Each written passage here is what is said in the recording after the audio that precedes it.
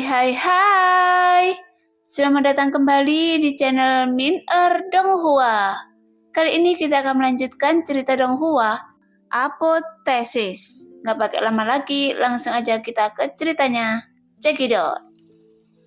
Namun ada cibiran ketika wajah raksasa itu menghilang. Dalam pandangan Lo Sheng ditujukan pada dirinya sendiri. Ketika seorang seniman bela diri telah berkultivasi ke levelnya, statusnya sudah sangat tinggi. Mungkin untuk orang seperti ini, jenis kelamin perempuan tidak terlalu penting. Selama dia mau, dia bisa memanggil 3.000 atau bahkan 30.000 wanita. Dan semuanya adalah keindahan yang menakjubkan. Tapi apa yang orang ini hargai, bukanlah kecantikan Loyan. Dia ingin mengambil Yuan Yin Loyan. Hanya demi formasi akasia iblis surgawi. Dan untuk kultivasi. Mungkin orang ini memiliki kesalahpahaman ketika dia melihat dirinya memegang Loyan, tetapi pria sebesar itu tidak peduli dengan keberadaan seperti semut seperti Lo Sheng. Cibiran itu berisi penghinaan dan ketidakpedulian. Setelah wajah raksasa itu menghilang untuk waktu yang lama, Loyan mengangkat kepalanya. Dia terkejut dengan reaksinya sendiri. Sepertinya dia sudah lama tidak takut akan sesuatu.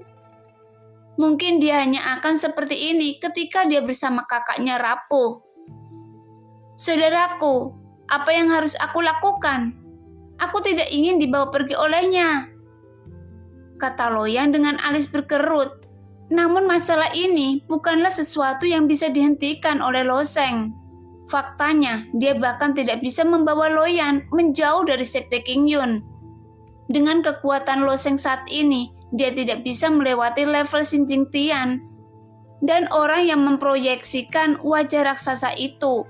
Bahkan jika Lo Sheng membawa Loyan untuk melarikan diri ke ujung bumi, saya khawatir Lo Sheng tidak akan dapat menghindari pengejarannya.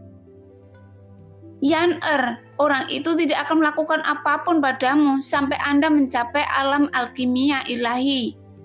Yang harus Anda lakukan sekarang adalah menunggu.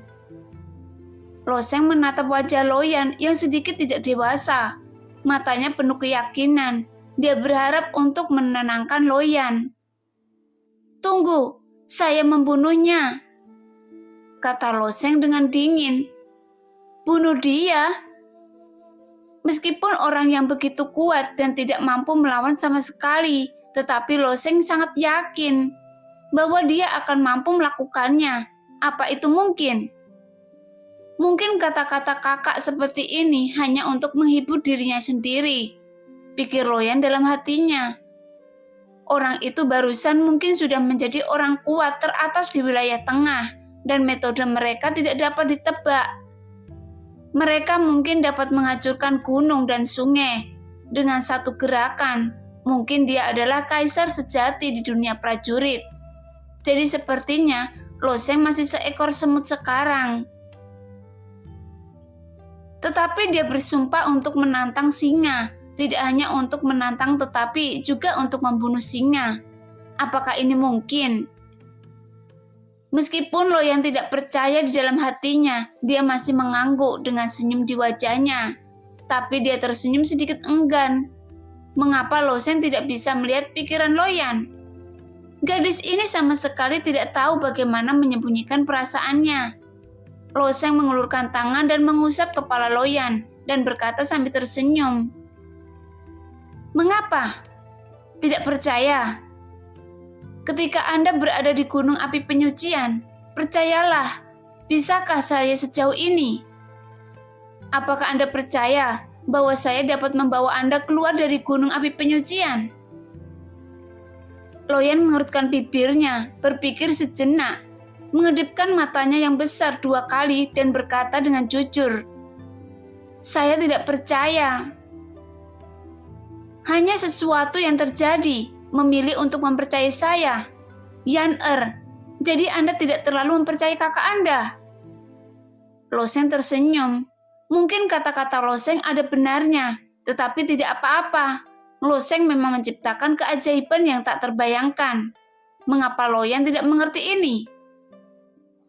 Tapi Loseng ingin meniru keajaiban ini di wilayah tengah, dan kesulitannya akan meningkat 100 kali lipat. Orang yang kuat pada level itu, bahkan jika 100 batu ditumpuk bersama, mereka mungkin bukan lawan. Yan lihat mataku. Loseng menatap mata Loyan dan kemudian berkata dengan nada yang sangat serius. Saya bersumpah demi jantung seni bela diri, tidak ada setengah kebenaran dalam pernyataan ini. Saya Loseng harus membunuh orang ini.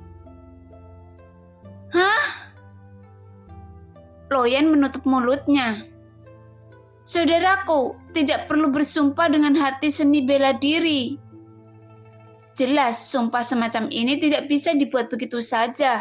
Jika Loseng tidak melakukannya di masa depan, maka sumpah ini akan menjadi penghalang iblis dalam kultivasi seni bela dirinya. Jika dia tidak dapat menyelesaikan sumpah ini, kekuatannya tidak akan dapat meningkat di masa depan. Oleh karena itu, sangat sedikit prajurit yang bersedia bersumpah dengan hati seni bela diri.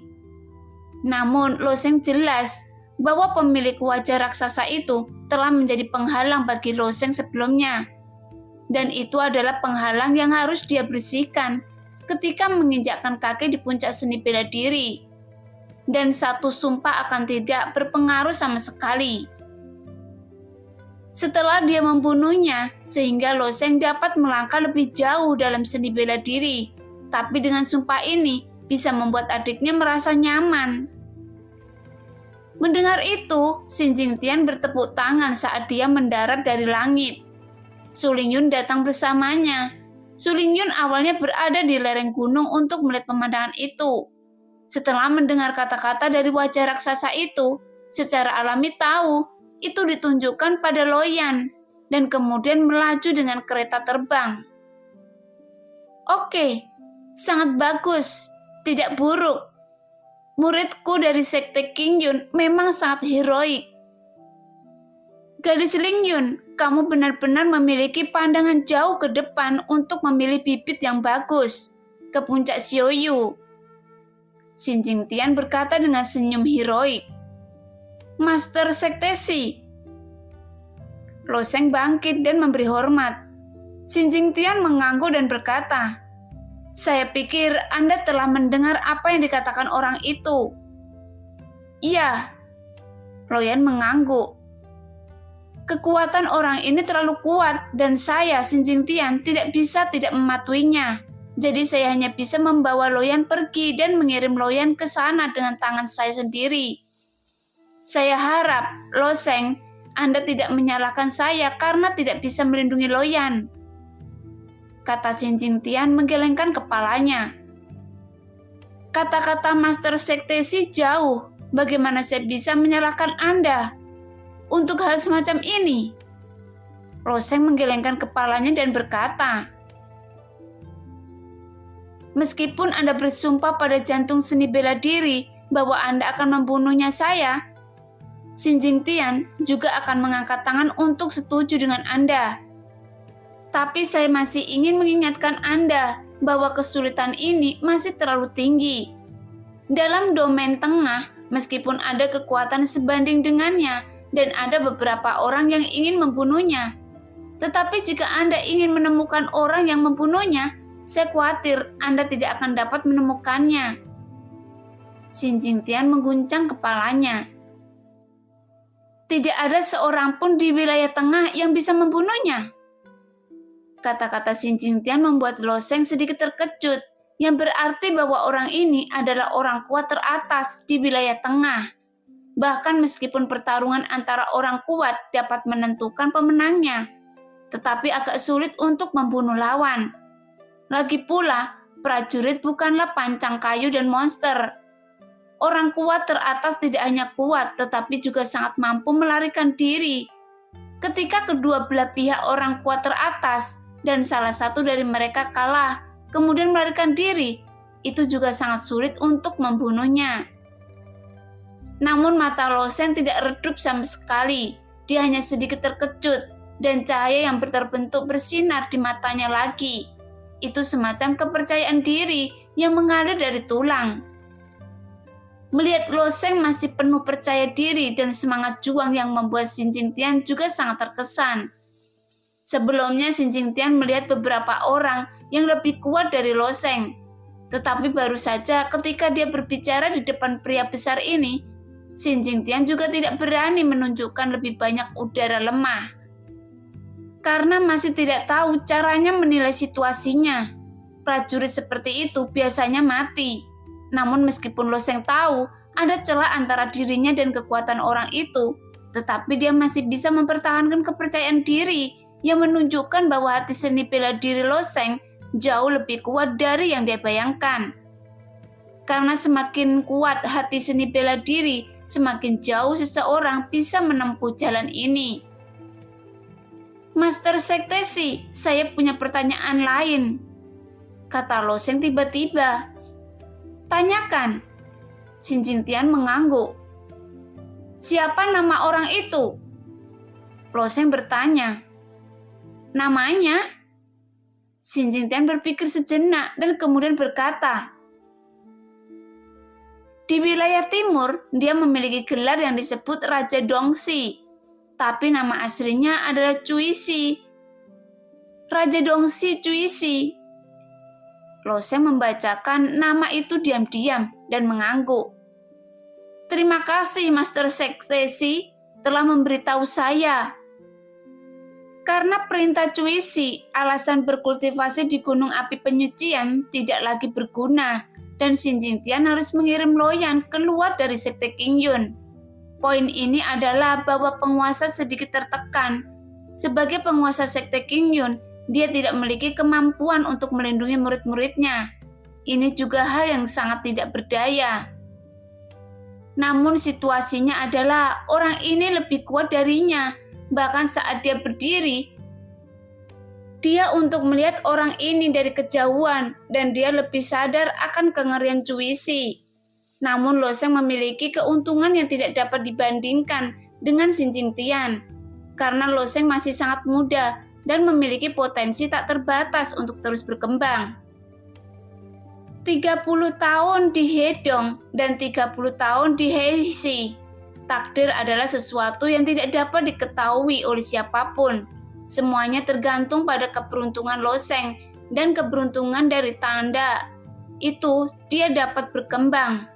Dan langkah pertama bagi Lo Sheng untuk keluar adalah uji coba jalan Qingyun. Mengikuti yang bergantung pada pencapaian, seperti apa yang dapat dia capai di jalan Qingyun dan apakah dia dapat memperoleh dukungan dari Yundian. Keesokan paginya, di Qingtiantai, Lo Xian menoleh selangkah demi selangkah. Matanya penuh dengan nostalgia untuk Lo Sheng. Jelas dia sudah menginjak tangga karena terbang raksasa. Tapi dia tiba-tiba berbalik dan berlari untuk memeluk kakaknya. Sejak mereka berusia 10 tahun, mereka berdua, kakak dan adik, lebih sering berpisah daripada bersama. Kali ini mereka berpisah, dan mereka mungkin tidak tahu kapan mereka akan bertemu lagi. Di akhir reuni dan perpisahan, Loyan menginjak kereta terbang raksasa dan perlahan terangkat ke langit. Di tengah keengganan untuk berpisah, dia melihat ke bawah dari jendela kaca kereta terbang. Loyan sedikit bingung, tetapi Lo Sheng melambaikan tangannya dengan ringan dan memberi isyarat. Jelas Loyan telah melihatnya ketika dia berada di Gunung Api Penyucian. Tentu saja Loyan tahu apa artinya. Saya akan melindungimu. Dengan pengalaman Lo Sheng, pikirannya secara bertahap menjadi lebih kuat dan lebih tenang, tidak impulsif, dan tidak mudah tersinggung seperti sebelumnya. Perpisahan Loyan membuat Lo Sheng merasa sedikit sedih, tetapi segera dia menekankan emosi di bagian terdalam hatinya. Beberapa hari kemudian, Lo Sheng, Hua Tianmin, dan Pe Tianyo berkumpul di istana Qingyun, dan waktu uji coba jalan Qingyun akhirnya tiba. Mengenai hari ini, ketiga orang itu memiliki sikap yang berbeda. Hua Tianmin sangat menantikannya. Dia telah lama menantikan Song Qiu, Dan dia sangat ingin mengambil langkah ini untuk pergi ke dunia luas untuk mengasah ilmu pedangnya. Dan Petianyo berharap sebagai reinkarnasi Raja Fudoming, dia perlu mendapatkan warisan yang lebih besar. Untuk Loseng, itu tidak bisa dihindari. Ini seperti bayi balita harus mengambil langkah pertama. Kalian bertiga, ikut saya. Setelah Xin Jingtian keluar dari sekte Qingyun, dia membawa mereka bertiga bersamanya dan terbang ke satu arah. Mereka berpikir bahwa menuju jalan Qingyun, mereka harus naik kereta terbang raksasa ke wilayah tengah, seperti yang dilakukan Loyan. Lagi pula, wilayah timur terlalu jauh. Bahkan jika kereta terbang raksasa itu terbang dengan kecepatan penuh, butuh waktu setengah bulan untuk melintasi pegunungan luas di tengahnya. Tanpa diduga, Xin Jingtian membawa mereka bertiga dan terbang ke arah yang benar-benar berlawanan. Setelah beberapa saat, sebuah gunung muncul di depan mereka bertiga. Gunung ini adalah Gunung Sekte Qingyun, tetapi nama gunung ini tidak diketahui. Sepertinya Sekte Qingyun tidak menggunakan gunung ini dan tidak ada bangunan yang didirikan. Dibangun di atas gunung hanya gunung biasa. Namun sesaat sebelum tiba di gunung ini, Xin Jingtian dan mereka bertiga tiba-tiba tenggelam dan mendarat di kaki gunung dalam sekejap. Wajah mereka bertiga menunjukkan keraguan. Mereka tidak tahu apa yang ingin dilakukan Xin Jingtian di sini. Mungkinkah jalan Qingyun yang legendaris tersembunyi di gunung ini? Atau adakah misteri di gunung ini? Ikuti saya. Xin Jingtian tidak menjelaskan dan langsung memimpin, mengikuti Xin Jingtian sepanjang jalan. Ketika dia datang ke dinding gunung, Xin Jingtian melambaikan tangannya dan hantu perlahan menghilang di dinding gunung. Dan sebuah gua besar muncul di dinding gunung. Mereka berempat memasuki gua, berjalan di sepanjang koridor panjang sampai ujung. Dan tiba-tiba menyadari bahwa ujung koridor adalah ruang melingkar yang sangat besar. Di bawah di tengah ruang melingkar ini ada platform dengan lebar 1 kaki dan tinggi sekitar 2 kaki. Dan berbagai rune terukir di platform rune ini tidak diketahui oleh Loseng, Hotian, dan Petianyo, tetapi mereka menemukan 6 kristal di sekitar peron. Batu macam apa ini? Ada esensi murni di dalamnya, mungkinkah? Hua Tianming berkata dengan kaget. Petianyo juga dikejutkan oleh energi nyata yang kaya yang terkandung di dalam tiang, dan matanya yang tenang menunjukkan keterkejutan. Dan Loseng tersenyum pahit. Ini adalah batu esensi sejati yang terbaik. Apakah nilainya yang terbaik? Hua Tianming menarik nafas. Dia memiliki pemahaman yang mendalam tentang hal-hal di wilayah tengah dan mengetahui bahwa wilayah tengah kaya akan batu esensi sejati. Tetapi dia tidak menyangka bahwa ini adalah batu esensi sejati terbaik. Mendengar itu, Loseng berkata dengan pasti, "Iya, ini adalah batu esensi sejati kelas atas." Dikatakan bahwa nilai satu batu esensi sejati kelas atas setara dengan nilai 1 juta kristal persegi. Nilai ini 6 batu esensi sejati kelas atas sama dengan 6 juta kristal persegi. Apakah batu esensi sejati berkualitas tinggi ini untuk mengaktifkan susunan hantu ini? Batu kristal persegi adalah biaya untuk membuka Qingyun Road sekali, kata Xin Jingtian sambil tersenyum. Namun, Loseng salah. Batu esensi sejati kelas atas ini tidak dibuka oleh formasi sihir. Formasi sihir hanya perlu mengkonsumsi batu kristal persegi. Sekarang ini adalah formasi teleportasi yang dapat memindahkan kita ke jalan Qingyun yang berjarak 100.000 mil. Formasi teleportasi. Hua Tianming dan yang lainnya tertegun. Dikatakan bahwa pembangkit tenaga listrik tiada tara di dunia ini dapat bercerita di luar angkasa. Melakukan pergerakan besar alam semesta dapat mengambil benda-benda yang jaraknya jutaan mil dengan tangan kosong dan juga dapat mengirim seseorang sejauh 1 juta mil dalam secara instan. Tapi bagaimanapun itu hanya bisa dilakukan oleh orang kuat yang tiada taranya. Dan sekarang ada susunan teleportasi di depan mereka, hanya bisa memindahkan mereka ratusan ribu mil jauhnya. Melihat tatapan heran ketiga orang itu, Xin Jingtian menjelaskan, susunan teleportasi semacam ini mungkin langka di wilayah timur, jadi akan terkejut. Sebenarnya ini adalah hal yang sangat umum di wilayah timur. Susunan teleportasi ini setelah semua itu bergantung pada formasi stabil, yang hanya dapat dikirim ke lokasi yang sesuai koordinat, yang pada dasarnya berbeda dari Qian Kun datang yang dapat digunakan oleh orang kuat yang tak tertandingi itu sesuka hati. Jadi begitu. Hua Tianming mengangguk lebih banyak lagi. Ini juga alasan mengapa dia ingin pergi ke wilayah tengah adalah karena wilayah tengah terlalu makmur.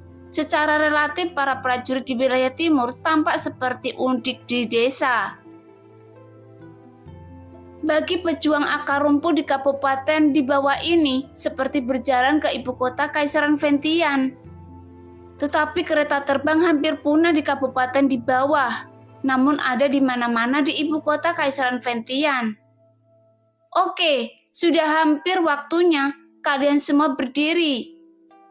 Setelah Xin Jingtian selesai berbicara, dia melangkah ke platform batu dan menginjak rune itu. Lo Sheng, Hua Tianming, dan Pe Tianyo juga mengikuti dari dekat. Melewati formasi teleportasi untuk pertama kalinya akan ada ketidaknyamanan. Kalian semua berusaha sedekat mungkin dengan saya. Xin Jingtian menasihati. Faktanya yang ingin dikatakan Xin Jingtian adalah bahwa susunan teleportasi ini telah ada selama beberapa waktu. Dan susunan teleportasi ini agak bobrok, sehingga saluran teleportasi yang dibuat tidak terlalu stabil dan akan ada beberapa bahaya saat melewatinya. Saluran teleportasi memang tidak mungkin untuk melakukan apapun. Wilayah timur adalah sudut yang aman dan sulit untuk mendapatkan perhatian Yundian. Jadi satu susunan teleportasi yang dibangun pada awalnya karena memberikan banyak wajah bagi sekte Qingyun. Jadi itu dibangun enggan. Setelah dibangun itu telah digunakan selama bertahun-tahun. Tapi karena kurangnya peliharaan telah menyebabkan situasi saat ini. Mereka bertiga tidak ragu karena dia ada di sana. Mereka bersandar dekat dengan Xin Jingtian. Dan kemudian Xin Jingtian melambaikan tangannya. Dan 6 batu esensi sejati berkualitas tinggi di sekitar platform tiba-tiba meledak menjadi cahaya murni, yang merupakan cahaya yang dipancarkan oleh esensi sejati yang membakar. Energi murni semacam ini sangat menyilaukan, tetapi tidak melukai mata. Memberi orang perasaan yang sangat ramah. Bagaimanapun esensi sejati dari batu esensi sejati ini dapat langsung diserap oleh para pejuang. Oleh karena itu, Hua Tianming tidak dapat menahannya dan benar-benar pergi untuk menyerap esensi sejati dalam batu esensi sejati berkualitas tinggi. Namun Xin Jingtian segera menghentikannya ketika dia melihat ini. Esensi sejati ini digunakan untuk menggerakkan susunan teleportasi. Mendengar itu Hua Tianming terkejut dan buru-buru berhenti menyerap esensi sejati, lalu menyeka kepalanya dengan batu, menunjukkan senyum tak berdaya. Melihat itu, Lo Sheng dan Pe Tianyo saling tersenyum. Sebenarnya mereka juga memiliki dorongan ini sekarang. Pada saat ini cahaya bersinar dan mereka berempat telah memasuki lorong. Apakah ini lorong luar angkasa? Lo Sheng melayang di udara, melihat ke bawah ke segala sesuatu di sekitarnya. Saluran luar angkasa ini penuh dengan warna biru, dari atas ke bawah, kiri dan kanan, dan mereka berempat terus bergerak maju dengan kecepatan yang sangat tinggi. Tetapi Loseng tidak dapat memperhatikan kecepatan alat teleportasi ini karena konsep ruang benar-benar menghilang, hanya mengetahui bahwa ia bergerak sangat cepat. Melihat itu, Hua Tianmin dan Pe Tianyu juga sangat penasaran. Bahkan kebanyakan orang yang masuk ke formasi teleportasi untuk pertama kalinya akan penuh dengan hal baru. Tapi setelah melakukan perjalanan sekitar sebatang dupa, cahaya biru terang tiba-tiba muncul di depannya. Apa itu? Hua Tianmin bertanya dengan rasa ingin tahu. Xin Jingtian segera melihatnya, kemudian wajahnya berubah dan dia segera berkata, "Kalian semua bersandar di belakang saya. Itu adalah badai luar angkasa." Meskipun tidak jelas apa itu badai luar angkasa, Loseng dan yang lainnya juga tahu bahwa kekuatan benda ini pasti tidak kecil. Setidaknya bukan sesuatu yang bisa mereka tolak.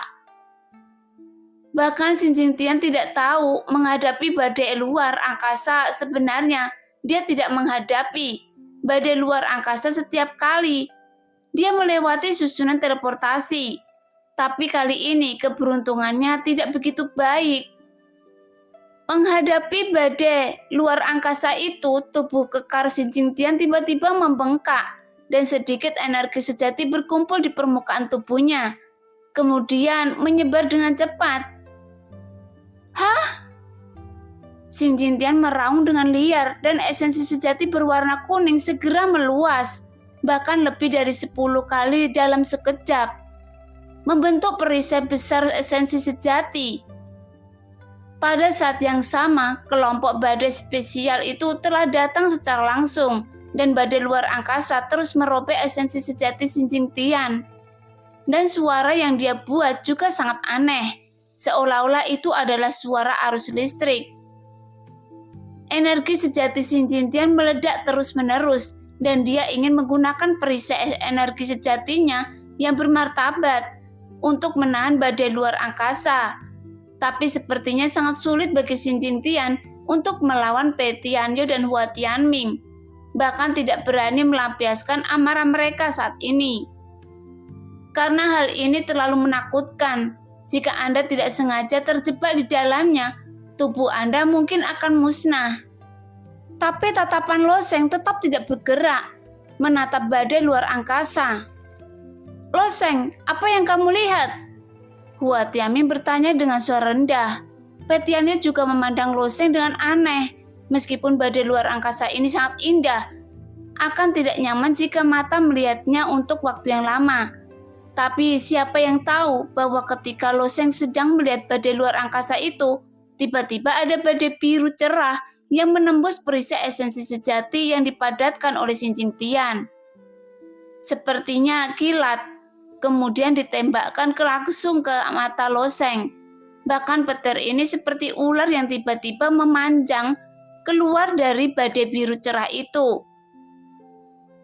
berkelok-kelok dan berputar ke arahnya. Bahkan perisai esensi sejati Xin Jingtian yang tebal tidak bisa menghentikannya sama sekali. Tapi tidak ada keraguan tentang kekuatan Xin Jingtian.